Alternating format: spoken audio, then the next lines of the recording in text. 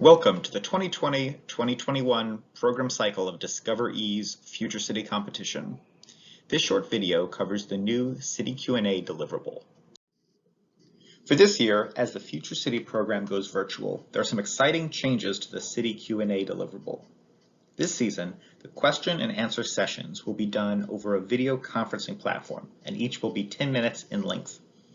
It is the only live deliverable, meaning that all other judged materials will be turned in by your team prior to the competition time when the Q&A takes place. 3 students from your team will participate in the Q&A.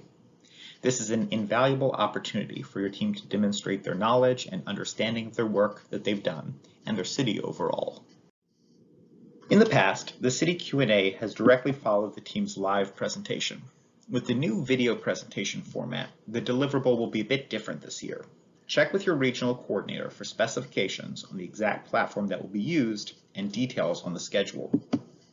For this year, the 3 students who represent the team in the Q&A can be the same 3 students who participate in the city presentation video deliverable, or they can be different students.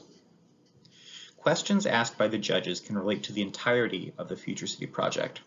There are 5 general categories that make up the rubric. Be sure your team familiarizes themselves with these so they know what to expect. As you start working with your team on the City Q&A, don't forget about the resources available in the program handbook, starting on page 77, as well as the resources on futurecity.org.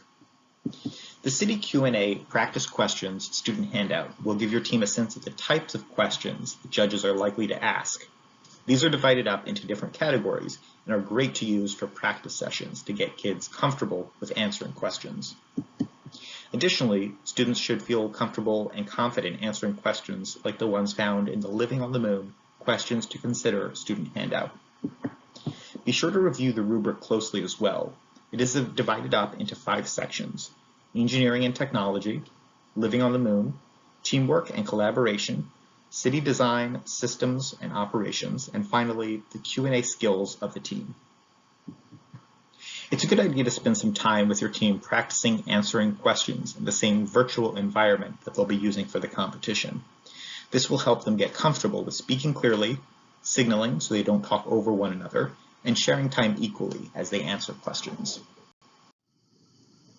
This deliverable is worth up to 25 points. Remember that the Q&A is not just about having predetermined answers memorized, but about demonstrating a deep knowledge and understanding of the city and the work that the team put into it.